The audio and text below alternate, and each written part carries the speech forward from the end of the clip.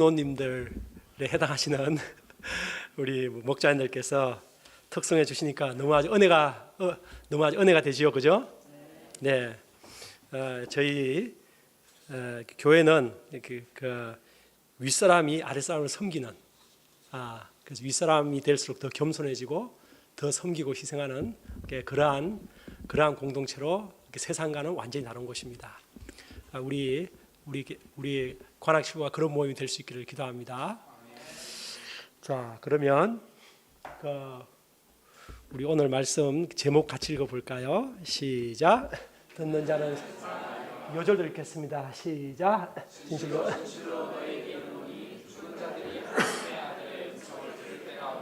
곧 있더라. 듣는 자는 살아나리라. 네, 제가 기도하고 말씀을 섬기겠습니다.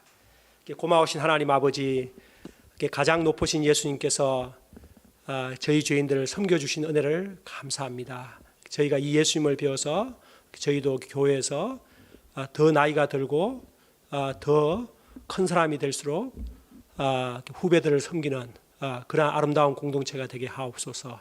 주님, 이 시간 말씀 듣고자 나오신 우리 귀하신 한 분 한 분의 심령, 우리 주의 성령께서 찾아가시고 그 심령문을 밝게 하시고 또 활짝 열게 하시고 모든 세상 근심 걱정으로부터 정말 참 평안을 누리게 하시고 이 시간 우리 주님의 말씀을 한 말씀을 심령 깊이 받을 수 있도록 도와주십시오.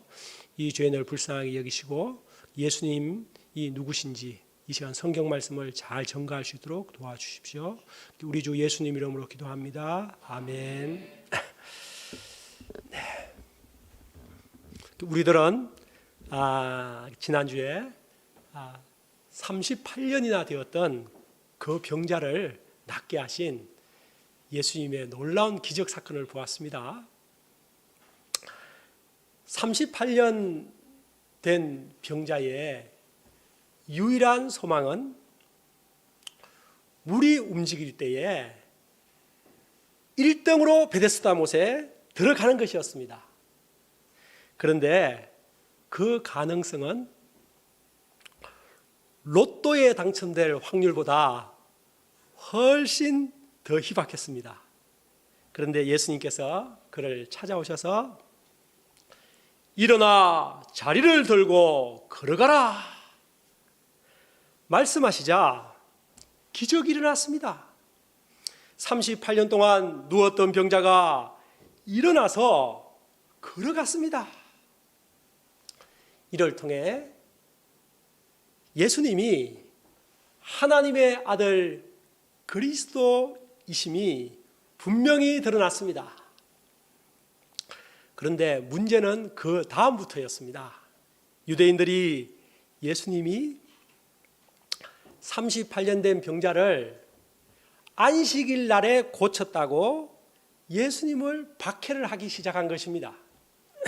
오늘 말씀은 예수님께서 자신을 박해하고 죽이고자 하는 유대인들에게 자신을 변호하시는 내용입니다.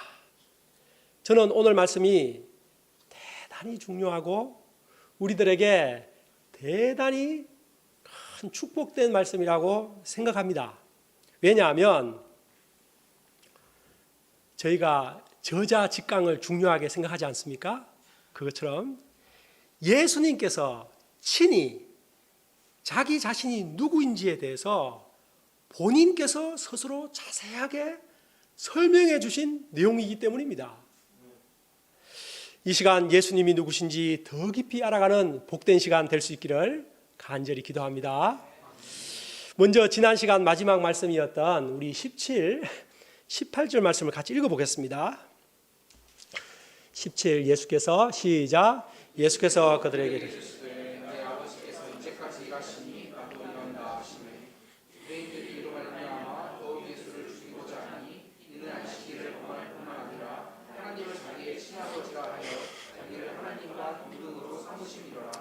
유대인들은 예수님에게 네가 무슨 하나님의 아들이냐, 이렇게 인간인 주제에 감히 하나님과 동등으로 여기다니 신성모독이로다 라고 아주 비난했습니다. 그리고 비난 정도가 아니라 죽이고자 했습니다. 원래 신성모독죄는 사형에 해당한다고 되어 있습니다. 이에 예수님의 자기 변호가 시작됩니다. 예수님은 자신이 누구인지, 자신과 하나님과의 관계가 어떠한지를 이제 19절부터 설명해 주십니다. 우리 그럼 19, 20절 읽겠습니다. 시작. 그러므로 예수께서 그들에게 이르시되 내가 진실로 진실로 너희에게 아들이 아버지께서 하시는 일을 보지 아니하고 아무것도 스스로 할 수 없나니 아버지께서 행하시는 그것을 아들도 그와 같이 행하느니라. 아버지께서 아들을 사랑하사 자기가 행하시는 것을 다 아들에게 보이시고 또 그보다 더 큰 일을 보이사 너희로 놀랍게 여기게 하시리라. 예수님은 자신이 누구라고 하십니까? 하나님 아버지께서 사랑하시는 아들이다 라고 말씀하십니다. 아버지께서 아들을 사랑하사 자기가 하는 일을 다 보여주신다고 하셨습니다. 아들이신 예수님은 아버지께서 행하시는 것을 보고 똑같이 행한다라고 하십니다. 그러므로 예수님께서 행하시는 모든 일들은 하나님께서 행하시는 일과 일치하는 것입니다. 예수님은 이 땅에 오시기 전에도 하나님의 아들이셨고 성육신하여 이 땅에 오신 후에도 하나님의 아들이십니다. 예수님은 영원히 하나님의 사랑하시는 아들이십니다. 유대인들은 예수님을 박해할 때 네가 무슨 하나님의 아들이냐 라며 예수님의 정체성을 송두리째 부인했습니다. 목수 요셉의 아들인 주제에 감히 하나님의 아들이라고 주장하다니 사형에 해당하는 신성모독이로다 하고 노발대발했습니다. 그러나 예수님은 유대인들의 그런 위협하는 말에 조금도 흔들리지 않으시고 하나님의 아들로서의 정체성을 분명히 밝히셨습니다. 우리도 이 용감하신 예수님을 배워야겠습니다. 자기 정체성에 분명하셨던 이 예수님을 배워야겠습니다. 예수님을 구주로 믿는 우리 모두는 다 하나님의 아들, 딸들인 줄 믿습니다. 누가 뭐라고 하든 어떻게 우리를 비난하든 사람들의 말에 흔들릴 필요가 없습니다. 예수님처럼 나는 하나님의 사랑받는 아들, 딸이다 라는 이 분명한 정체성, 나는 예수님의 제자다 라는 이 분명한 정체성을 지켜가시는 여러분들 되시기를 기도합니다. 다음으로 예수님은 유대인들에게 자신이 하는 큰 일이 바로 자신이 하나님의 아들이심을 증명한다고 말씀하십니다. 그럼 예수님께서 하시는 큰 일이 무엇입니까? 우리 함께 21절, 2절 두 개 읽겠습니다. 시작. 아버지께서 죽은 자들을 일으켜 아들도 자기가 원하는 아버지께서 아무도 심판하지 아니하시고 심판을 바로 죽은 자를 살리는 일, 또 심판하는 일, 이 두 가지가 하나님께서 행하시는 많은 일 가운데 대표적인 일입니다. 그런데 이 두 가지 일을 하나님께서 누구에게 맡기셨다고요? 그의 사랑하는 아들 예수님께 다 맡기셨다고요.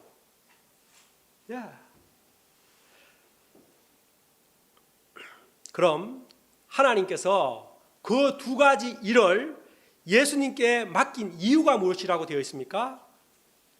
이는 23절에 나와 있죠. 이는 모든 사람이 하나님을 공경하듯 예수님을 공경하게 하려 함이니라. 그러므로 예수님을 공경하는 것이 하나님을 진정 공경하는 것입니다.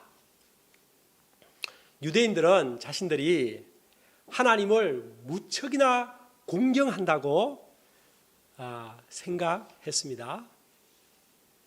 자기들보다 더 하나님을 공경하는 사람, 민족 없다고 아주 자부했습니다. 그러나 예수님을 미워하고 예수님을 죽이고자 하는 그들은 하나님 공경에 공짜도 모르는 자들입니다. 예수님, 하나님을 공경한다면 반드시 예수님을 공경하게 되어 있습니다.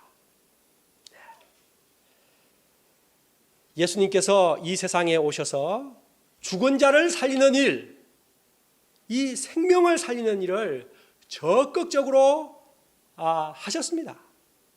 24절과 5절이죠. 같이 읽겠습니다. 시작. 내가 진실로 진실로 너희에게 이르노니 내 말을 듣고 또 믿는 자는 영생을 얻었고 심판에 이르지 아니하나니 사망에서 생명으로 진실로 진실로 너희에게 이르노니 죽은 자 곧 이때라 듣는 자는 살아나리라. 예수님은 이 땅에 죽은 자를 살리러 오셨습니다. 죽은 자들에게 생명을 주러 오셨습니다. 어떻게 생명을 얻게 됩니까? 하나님의 아들의 음성을 들을 때가 오나니 곧 이때라. 듣는 자는 살아나리라. 곧 하나님의 아들 예수님의 말씀을 듣는 자는 살아나게 됩니다.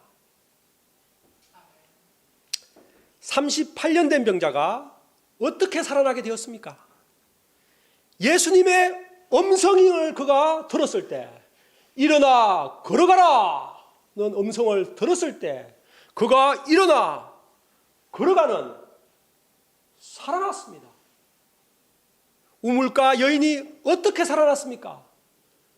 그 인생에 타는 목마름 속에서 예수님의 음성, 내게 말하는 내가 그니라 들었을 때 그의 죽었던 영혼이 살아나서 심령에서 영생수가 터져 나왔던 것입니다. 예수님의 음성이 야이로의 죽은 딸에게 달리다 쿵 하고 임하자 죽은 소녀가 살아났습니다. 이처럼 예수님의 음성을 듣게 되면 영적으로 죽은 자이든 육적으로 죽은 자이든 죽은 자들이 다 살아나게 됩니다. 오늘날에도 이 예수님의 음성을 들을 때 살아나는 역사는 줄기차게 일어나고 있는 것입니다. 밤이 깊고 낮이 가까웠으니 그러므로 우리가 어둠의 일을 벗고 빛의 갑옷을 입자. 이 음성이 탕자 어거스틴에게 들렸을 때 그가 죽은 데서 살아나 기독교 역사의 위대한 성 어거스틴이 되었습니다.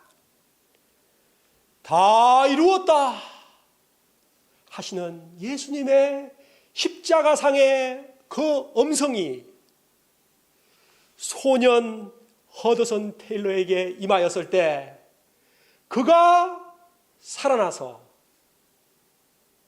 나중에 중국 선교의 아버지가 되었습니다.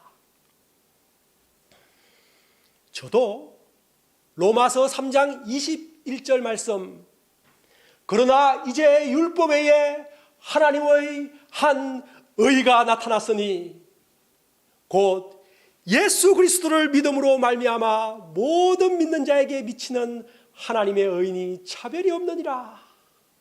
이 말씀이 제 심령을 임하였을 때 제가 죽었던 데서 살아나 평생 목회자의 길을 걸어가고 있습니다. 여러분도 여러분들을 살린 예수님의 말씀이 다 있는 줄 믿습니다. 어떤 분은 여러 가지 말씀인 경우도 있을 것입니다. 아직 없는 분도 계실 것입니다. 그런 분은 나에게 예수님의 말씀이 나를 살리는 말씀을 주시도록 기도하면 예수님은 반드시 주십니다. 예수님의 말씀을 듣고 싶어 하는 자에게 예수님은 반드시 주시는 사랑의 주님이십니다. 듣기를 거부하는 자에게는 주지 않지만 듣기를 사모하는 자에게는 반드시 주십니다. 어쨌든지 중요한 포인트는 하나님의 아들 예수님의 음성을 들을 때 영적으로 죽었던 자들이 살아난다는 것입니다. 살아나서 하나님의 아들, 딸들이 되고 하나님을 위해 위대하고 아름다운 인생을 산다는 것입니다. 그러므로 중요한 것은 우리가 매주 1:1 하는 그 성경 공부, 개인 성경 읽기, 함께하는 그룹 바이블 성경 공부 시간, 매주 주일에 이 강단에서 선포되는 예수님의 말씀을 잘 듣는 것입니다. 졸지 않고 듣는 것입니다. 다른 생각하지 않고 말씀에 집중하는 것입니다. 우리 안에 계속하여 하나님의 말씀을 잘 듣고 살아나는 생명의 역사가 풍성히 일어날 수 있기를 기도합니다. 이 땅에 오셔서 생명을 살리는 일을 많이 하셨던 예수님은 마지막 날에 무슨 일을 하신다고 하십니까? 우리 27절에서 29절까지 세 절을 읽겠습니다. 또 인자됨으로 시작. 또 인자됨으로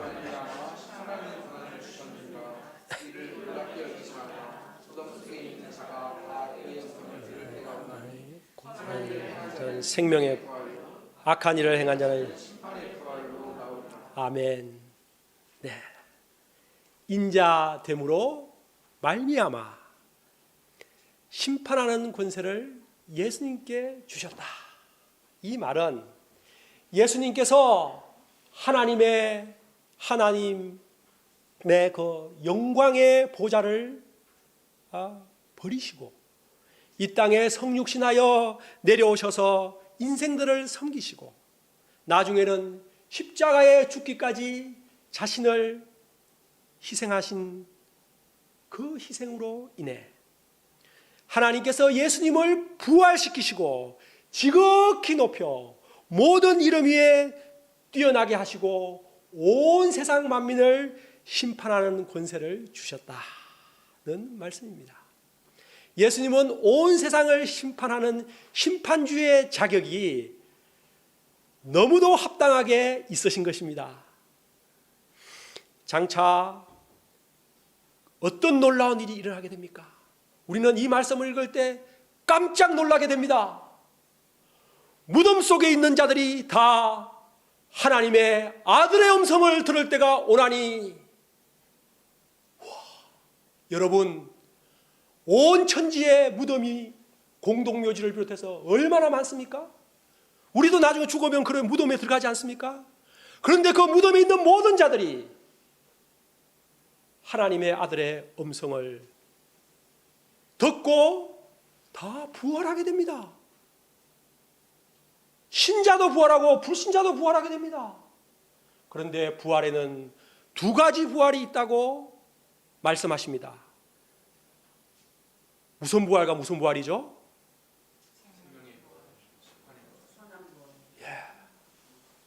얼마나 감격적인 말씀이며 얼마나 두려운 말씀입니까? 여러분은 두 가지 부활 중에 어떤 부활을 얻기를 원하십니까? 물어볼 필요가 없죠. 예수님의 음성 듣기를 좋아하고 예수님을 자신의 구주로 믿는 사람은 생명의 부활로 부활하게 됩니다. 그러나 예수님의 음성 듣기 싫어하고 빛보다 어둠을 더 사랑하는 삶을 살았던 사람은 심판의 부활로 부활하게 되는 것입니다. 이상으로 예수님께서 자신을 박해하고 죽이고자 하는 유대인들에게 자신을 변호하신 그 앞부분, 전반부 내용을 살펴보았습니다.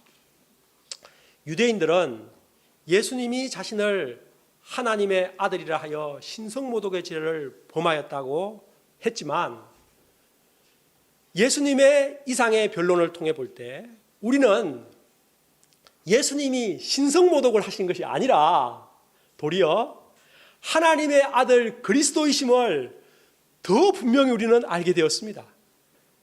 그리고 예수님에게는 죽은 자를 살리는 권세와 최후 심판의 권세가 있으심을 알게 되었습니다. 이러한 예수님을 우리가 공경하지 않을 수 없습니다.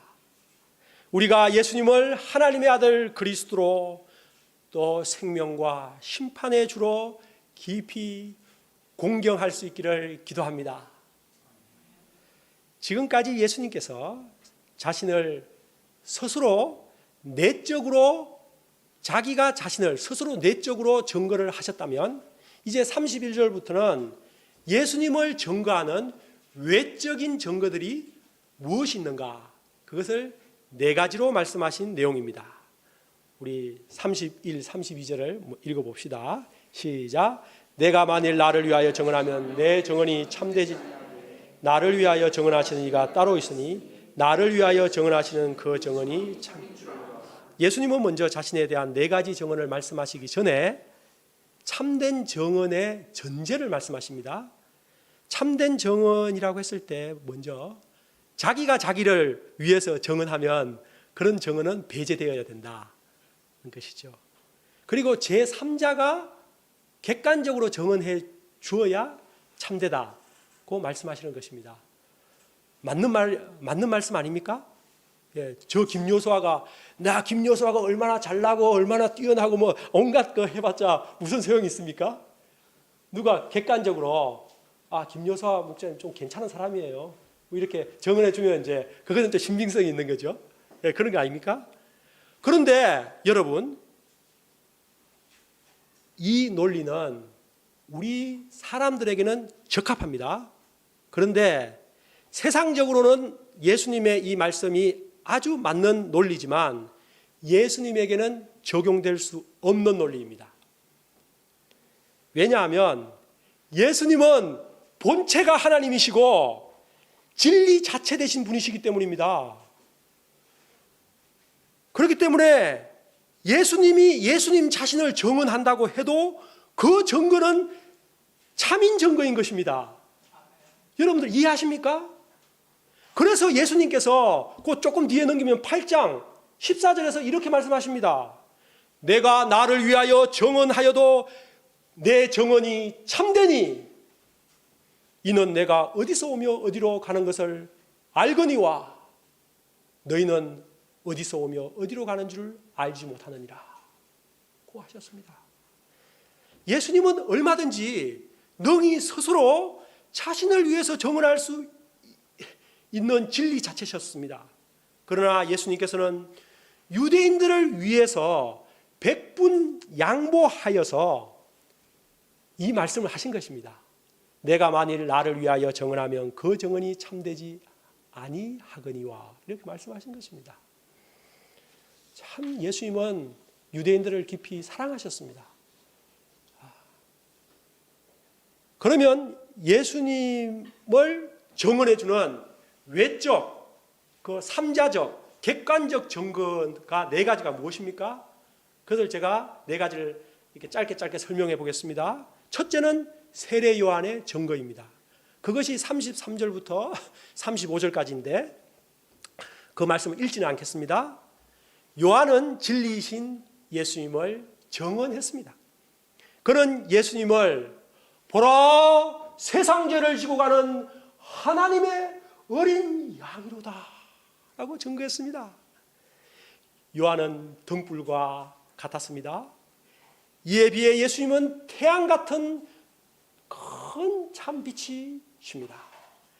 예수님은 하나님이시기 때문에 사람인 그 세례 요한의 정언을 취하실 필요가 없으신 분이십니다. 창조주께서 피조물의 증거를 취할 필요가 무엇이 있습니까? 그러나 요한을 예수님에 대한 객관적 증거자 첫 번째로 말씀하시는 이유는 유대인들을 돕기 위해서입니다. 왜냐하면 요한이 당시 온 이스라엘 사람들이 요한을 추종하는 그 인기 넘버원의 사람이었기 때문에 이 세례 요한의 증거를 통해서라도 예수님께 관심을 가지고 구원의 길로 나오도록 돕기 위해서 이 말씀을 하시는 것입니다. 유대인들에 대한 예수님의 깊은 사랑과 안타까운 마음을 우리가 알 수가 있습니다. 두 번째 증거로 예수님께서 하시는 역사가 예수님을 증거합니다. 36절을 같이 읽어보죠. 시작.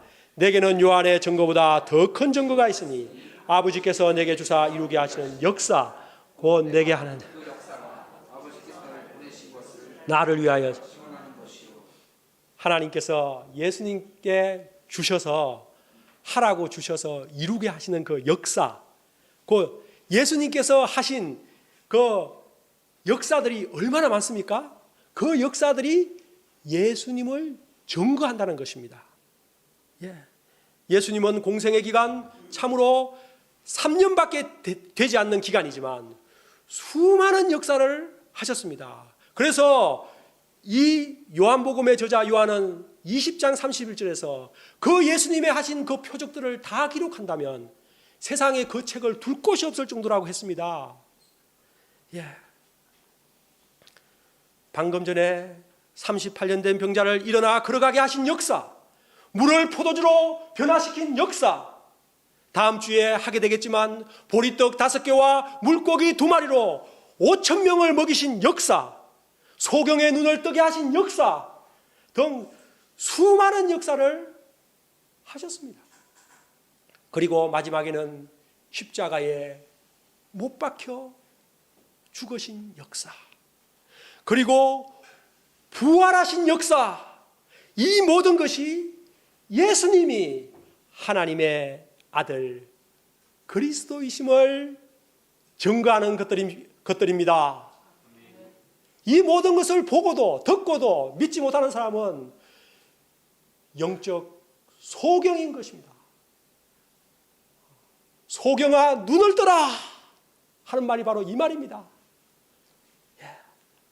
세 번째 증거는 바로 하나님께서 친히 증거하신 것입니다. 37절 같이 읽겠습니다. 시작. 또한 나를 보내신 아버지께서 친히 나를 위하여 증언하셨느니라. 너희는 아무 때도 그 음성을 듣지 못하였고 그 형상을 하나님께서 친히 이는 내 사랑하는 아들이요 내 기뻐하는 자라. 이 음성을 성경에서 최소한 3번 하나님께서 말씀하신 것이 기록되어 있습니다. 세례받고 올라오실 때, 변화산에서 변화되셨을 때, 또 헬라인들이 찾아왔을 때 미랄의 진리처럼 십자가에 죽으실 것을 말씀하실 때입니다. 마지막 4번째 증거는 성경입니다. 우리 39절 읽읍시다. 시작. 너희가 성경에서 생각하고 성경을 연구하고. 여러분, 여기서 성경은 신약 성경을 말할까요? 구약 성경을 말할까요? 네, 예수님이 말씀하실 때는 신약 성경이 하나도 없었습니다. 구약 성경을 말하죠. 유대인들은 영생을 얻고자 성경을 주야로 읽고 암송하고 묵상했습니다. 그런데 그 성경이 다 예수님에 대하여 정언하는 것들이라고 예수님께서 친히 말씀하고 계십니다. 성경의 주제 넘버원은 뭐라고요? 예수님입니다. 예. 그러므로 성경을 바르게 읽으면 반드시 예수님께로 나가게 됩니다. 성경을 읽을 때 예수님이 읽혀져야 됩니다. 예수님께로 꼬림돼야 됩니다. 바울은 갈라디아서 3장 24절에서 이렇게 말했습니다. 이같이 율법이 우리를 그리스도께로 인도하는 초등교사가 되어, 초등학교 선생님, 유치원 선생님이 아이들을 이렇게 인도하지 않습니까? 소풍 갈 때 이렇게 인도하지 않습니까? 어떤 그 목적지로 인도하죠. 그것처럼 구약의 모든 율법의 그 모든 말씀들이 우리를 그리스도께로 인도한다는 것입니다. 이것이 구약에 정통했던 바리새인 중에 바리새인이었던 사도 바울이 그렇게 기록하고 있습니다. 구약의 메시아에 대한 수많은 예언들, 또 성전과 제사제도, 제사장 제도, 그리고 여러 가지 모형과 계시적 사건들과 규례들은 장차 오실 그리스도를, 예수님을 다각도로 보여주는 것들입니다. 그러므로 성경 읽기를 제대로 하면 반드시 예수님께로 인도됩니다. 예수님을 그리스도로 만나게 됩니다. 그런데 이것이 무슨 일입니까? 유대인들이 그토록 성경을 읽고 연구하고 암송하고 한 그들이 어떻게 된 일인지 그리스도를 만나는데 실패했습니다. 무엇이 잘못된 것입니까? 성경이 잘못됐습니까? 그 성경을 읽었던 유대인들이 잘못된 것입니까? 그리고 그들은 그리스도를 만나는데 실패했을 뿐만 아니라 그리스도를 십자가에 못 박아 죽였습니다. 너는 우리의 그리스도가 아니다. 우리가 바라는 그리스도가 아니다 하고 죽여버렸습니다.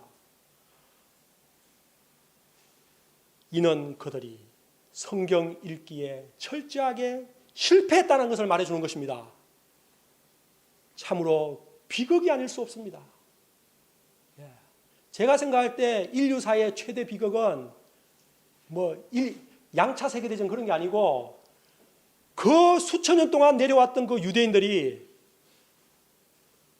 성경 읽기에 실패해서 예수님을 십자가에 못 박아 죽인 것입니다.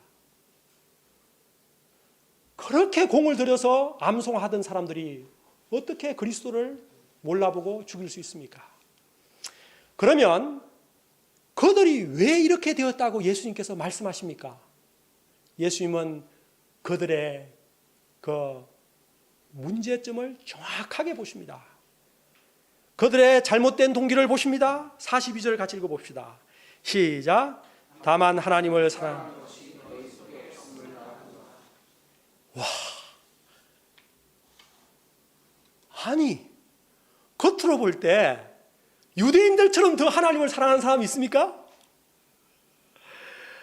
그들은 하나님을 사랑하고 성경을 사랑하고 예배도 잘 드리고 율법도 철저하게 지키는 민족 아닙니까?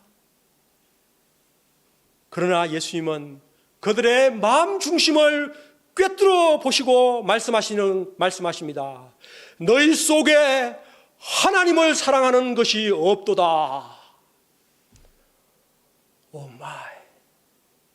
예수님은 지금도 우리들의 마음속을 꿰뚫어 보시고 계실 것입니다. 예수님은 마가복음 7장 6절로 이렇게 말씀하셨습니다. 이 백성이 입술로는 나를 공경하되 마음은 내게서 멀도다. 너희가 하나님의 계명을 버리고 사람의 전통을 지키는도다.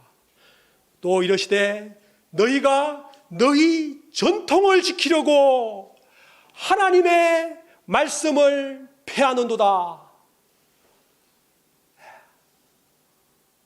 그들의 문제점이 무엇이었는지 캐치를 하셨을 줄 압니다. 유대인들은 장로들이 만들어 놓은 전통, 그 사람이 만들어 놓은 그 규례들로서 하나님 예수님을 판단하고 정죄했습니다. 인간의 전통과 규례로 감히 하나님을 판단하는 죄를 범한 것입니다. 예수님이 신성모독의 죄를 지은 것이 아니라 그들이 하나님 앞에 감히 신성모독의 죄를 지은 것입니다.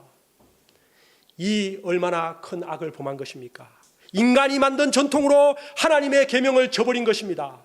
이는 그들 중심에 하나님에 대한 사랑과 공경심이 없었기 때문입니다. 그렇다면 하나님을 사랑하는 마음 대신에 그들의 마음 중심에는 도대체 무엇이 있었단 말입니까? 그것을 예수님은 44절에서 정확하게 말씀하셨습니다. 시작. 너희가 서로 영광을 취하고 유일하신 하나님 영광을 구하지. 바로 이것입니다. 서로 영광을 취하고, 이 말은 사람들로부터의 인정과 칭찬과 높임과 그 영광을 받는 것을 구하였다는 것입니다. 예수님은 당시 종교 지도자들에게 이렇게 말씀하셨습니다. 서기관과 바리새인들이 모세의 자리에 앉았으니 그들은 말만 하고 행하지 아니하며 그들의 모든 행위를 사람들에게 보이려고자 하나니 잔치의 윗자리와 회당의 높은 자리와 시장에서 문안받는 것과 사람들에게 나의 큰 선생님이라는 랍비라는 칭함받기를 좋아하느니라. 사람들로부터 높임받고자 신앙생활을 한다면 신앙생활의 동기는 자기 사랑과 자기 영광인 것입니다. 자기 영광을 구하는 사람은 하나님으로부터 오는 영광을 구하지 않기 때문에 하나님을 사랑할 수가 없습니다. 자기 영광을 구하는 것으로 마음이 가득 차 있기 때문에 하나님의 영광을 구할 자리가 없습니다. 하나님을 사랑할 자리가 마음에 없습니다. 자기 사랑이 꽉 차 있기 때문에 당연히 하나님께서 보내신 아들 예수님을 모실 자리도 없습니다. 그래서 그들은 예수님의 말씀을 듣지 않았고 믿을 수 없었습니다. 이것이 그들의 본질적 문제였습니다. 본래 신앙생활의 핵심은 하나님 앞에서 하는 것입니다. 하나님을 사랑하고 하나님의 영광을 구하는 것이 참된 신앙의 핵심입니다. 우리 관악칠부 모든 분들은 그렇게 신앙생활 할 수 있기를 기도합니다. 하나님 앞에서 이거를 코람데오라고 하죠. 코람데오 신앙생활 할 수 있기를 기도합니다. 결론을 맺겠습니다. 예수님은 자신을 박해하고 죽이고자 하는 유대인들에게 자신이 누군지 밝히 설명을 하셨습니다. 예수님은 하나님께서 사랑하시는 아들이요 그리스도이십니다. 그리고 생명을 살리고 심판하는 권세를 가지신 분이십니다. 그리고 예수님이 하나님의 아들 그리스도이심을 증거하는 객관적인 증거는 4가지나 됩니다.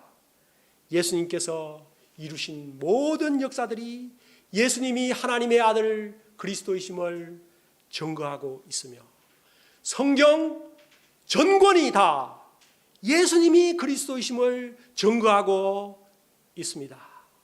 그러므로 우리가 어떻게 해야겠습니까?